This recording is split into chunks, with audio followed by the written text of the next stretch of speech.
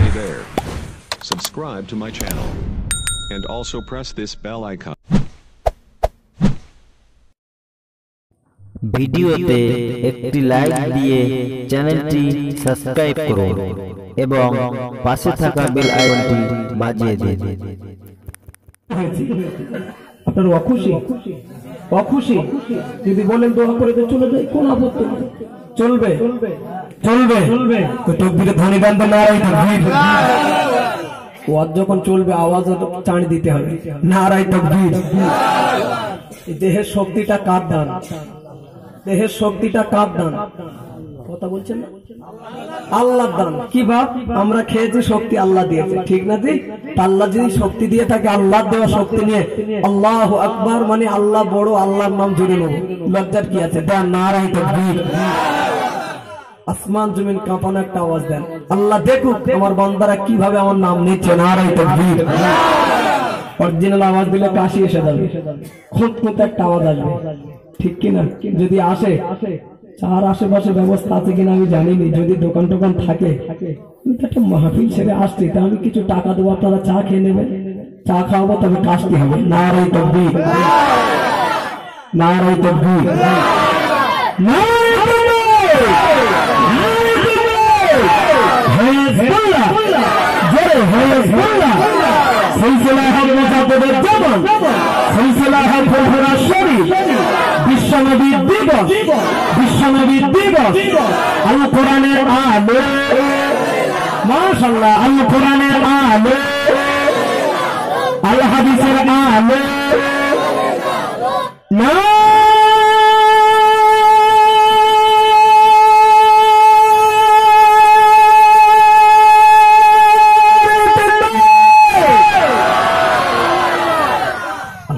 চলবে তো, চলবে তো। মূল বক্তব্য শুরু করার আগে আমি একদম রাত যেহেতু হয়েছে ভূমিকায় যাব না, সরাসরি ওয়াজের পয়েন্ট আমি যেতে চাচ্ছি। একদম মূল বক্তব্য শুরু করার আগে আমি একটাই কথা বলি, যেখানেই যাই মাইকে মুখ রেখে আমি একটা কথা বলি, আজকেও বলছি। আল্লাহ রাসূল যখন আলোচনা করতেন, সাহাবীরা যখন আলোচনা শুনতেন, সাহাবীরা বলেন আমাদের মাহফিলে, আমাদের মজলিসে যদি ছোট্ট একটা সেলাই করা সূচ ফেলা হতো, ওই সূচের আওয়াজটাও আমাদের কানে আসতো। সুবহানাল্লাহ বলুন, জোরে বলুন, চাঙ্গা আছে। নবী বলতেন, সাহাবীরা শুনতেন, ওই মজলিসে একটা সূচ ফেলে দিলে যতটুকু আওয়াজ হয়, কি শান্ত পরিবেশে, হ্যাঁ, কতটা নীরবে ধ্যান দিয়ে মনোযোগ সহকারে রাসূলুল্লাহর জবানের বাণীগুলো শুনতেন। ভাবুন, সাহাবীরা বলেন একটা সূচ ফেলে দিলে ওই সূচের আওয়াজ আমরা কানে শুনতে পেতাম। আমি এই কথা বলে রেজাল্টটা নিতে চাচ্ছি আপনাদের কাছ থেকে, এটাই নবীর বলা, সাহাবীদের শোনা, আর আমাদের বলা, আর আমাদের মতো শ্রোতাদের শোনা এক এক না, আসমান জমিন ডিফারেন্স। তাই শুরুতে শিক্ষামূলক একটি হাদিস মনে করে একটি হাদিস পাক রাখছি, হাদিস শেষ আমার মূল সাবজেক্ট আমি ফিরে আসছি। একটা হাদিস শোনেন, আল্লাহ নবী বললেন, আল্লাহ নবী হাদিস শরীফে জানালেন, পাঁচটি স্থানে যদি দুনিয়ার একটি কথা বলা যায়, পাঁচটি জায়গায় যদি দুনিয়ার একটি গল্প করা যায়, প্যারা নবী বললেন 70 বছরের আমল আল্লাহ বিকার করে দিবে, 70 বছরের ইবাদত নষ্ট হয়ে যাবে। এক নম্বর, আল্লাহ নবী বললেন কোন হাক্কানি আলেমের মাহফিলে বসে যদি, কোন হাক্কানি আলেমের মজলিসে বসে যদি দুনিয়ার একটি কথা যদি বলা যায়, 70 বছরের আমল আল্লাহ বিকার করে দিবে।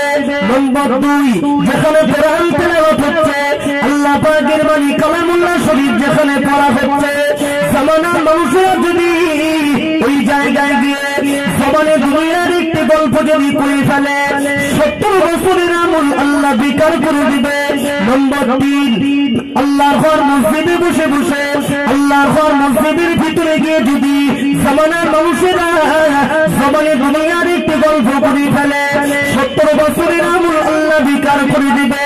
নম্বর 4, জানাজা নামাজ পড়তে গিয়েছেন, জানাজা নামাজ পড়তে গিয়ে জানাজার কাতারে দাঁড়িয়ে মাইয়িতকে সামনে রেখে যদি দুনিয়ার একটি গল্প এসে যায়, 70 বছরের আমল আল্লাহ বিকার করে দিবে। নম্বর 5, জানাজা নামাজ সমাপ্তি করে মাইয়িতকে কবরস্থানে নিয়ে গিয়েছেন, দাফনের জন্য আল্লাহ নবী বললেন ওই কবরস্থানে দাঁড়িয়ে যদি সবাই দুনিয়ার একটি গল্প এসে যায় 70 বছরের ইবাদত নষ্ট হয়ে যাবে।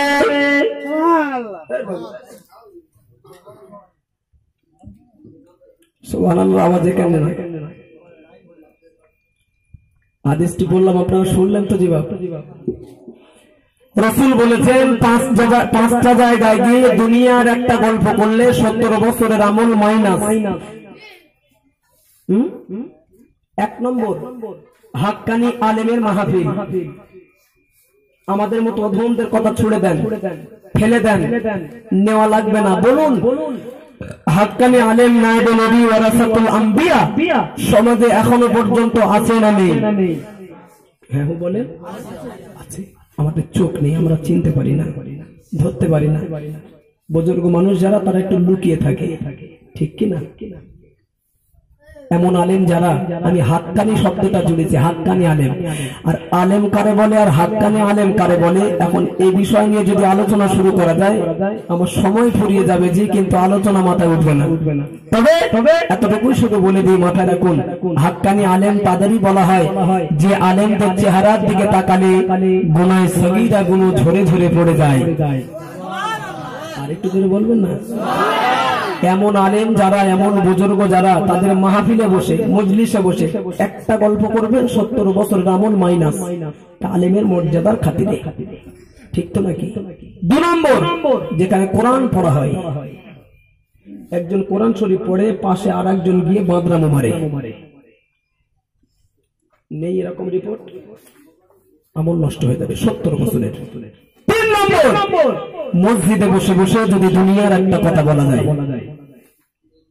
আপনাদের জুমা মসজিদ কত দূরে? এখান থেকে সামনে। আচ্ছা, এই রিপোর্টটা অন্তত আপনারা দেন, একটু শুনে বাড়ি যায়।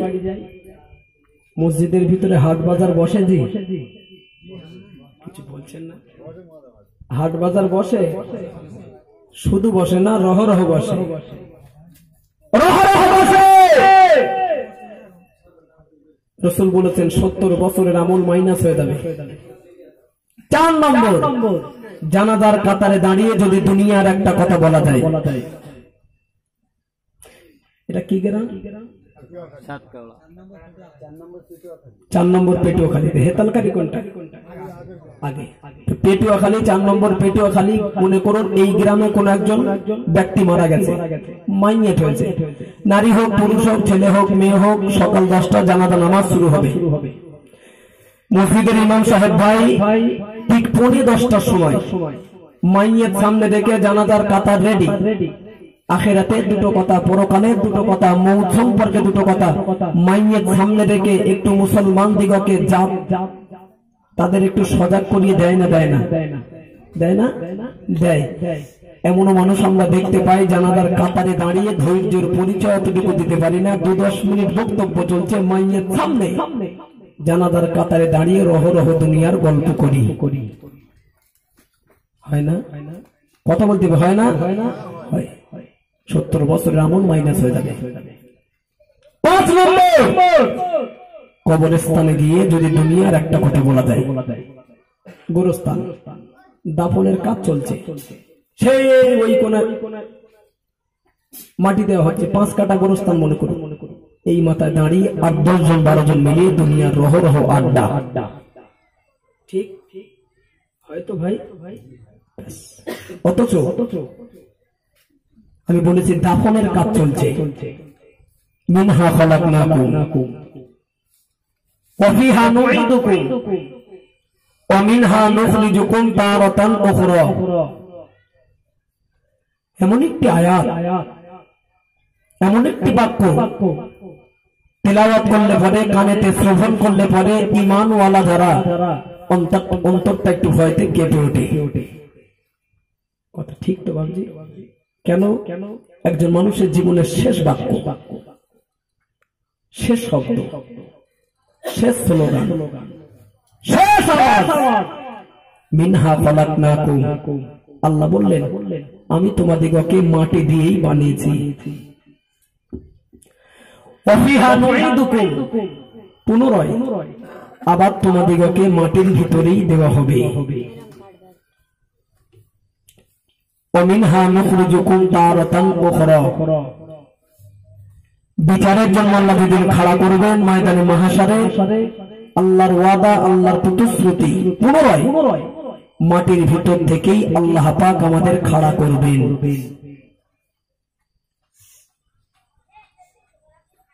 একটা কথা জোরে বলেন ভাব, এই ওয়াদাটা কার?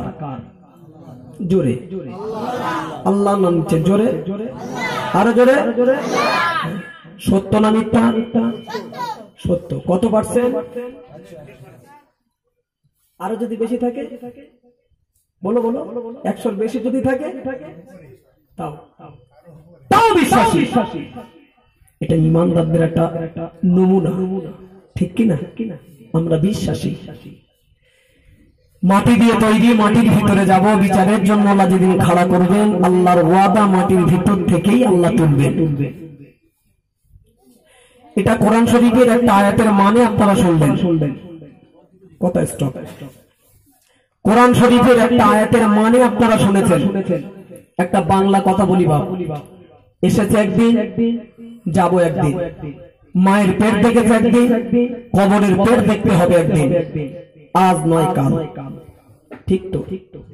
আজ নয়, এ সপ্তাহ নয় পরের সপ্তাহ, এই মাস নয় পরের মাস, 20 সাল নয় 21 সাল, এই তো নয় 25 সাল, নয় 30 সাল।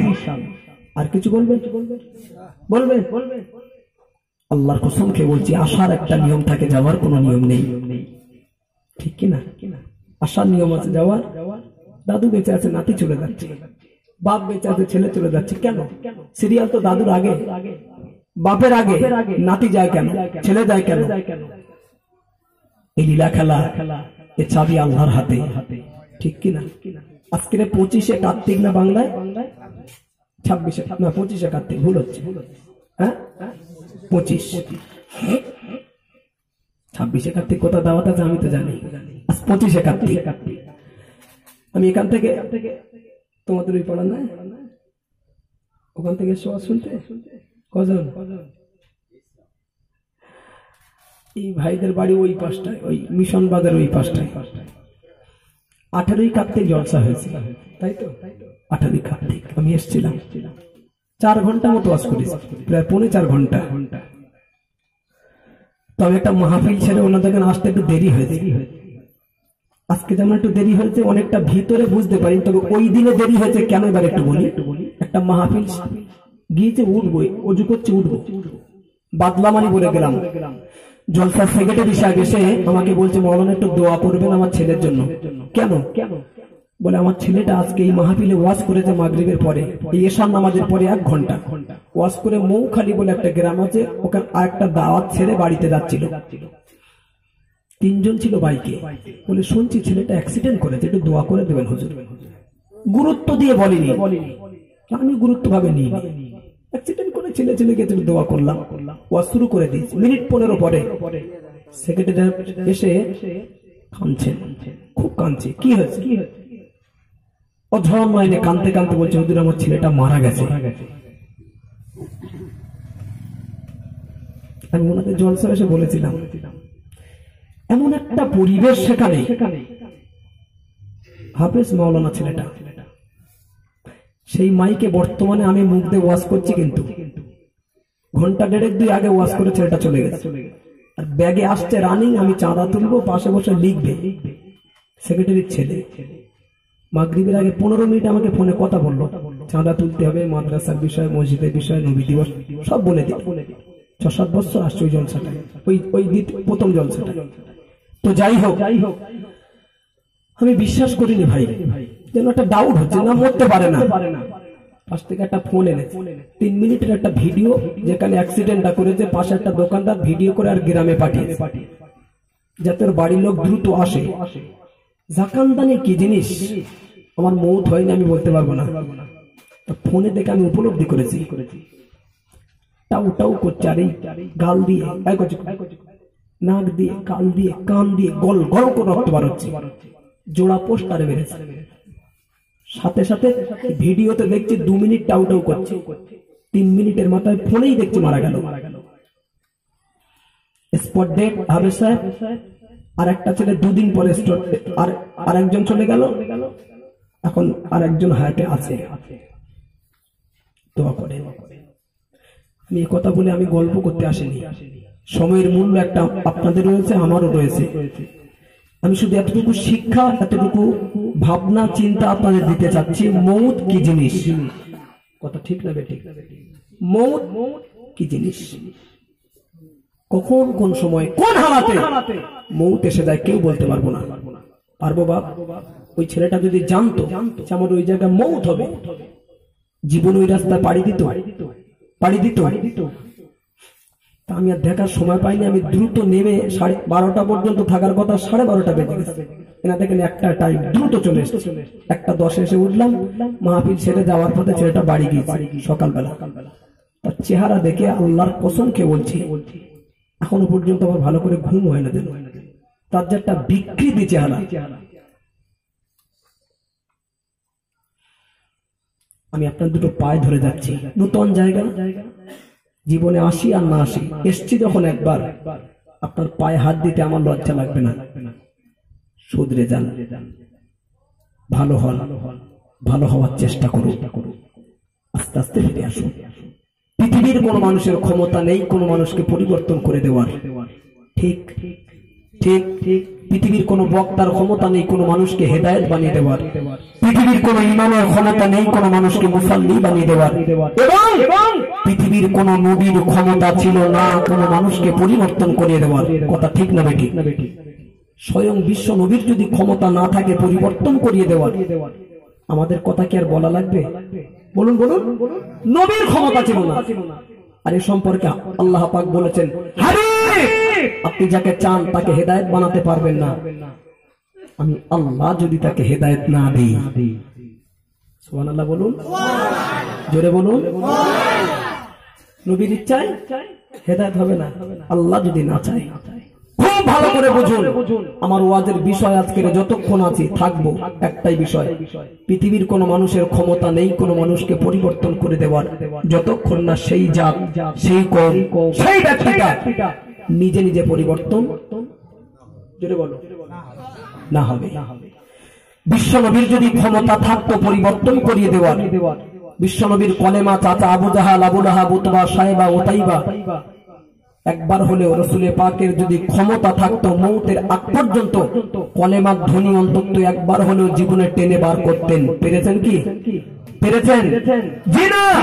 একটা রিওয়ায়াতে এসেছে আল্লাহ রাসূল আবু জাহালের কাছে কলেমার দাওয়াত দিতে গিয়েছিলেন 70,000 বার।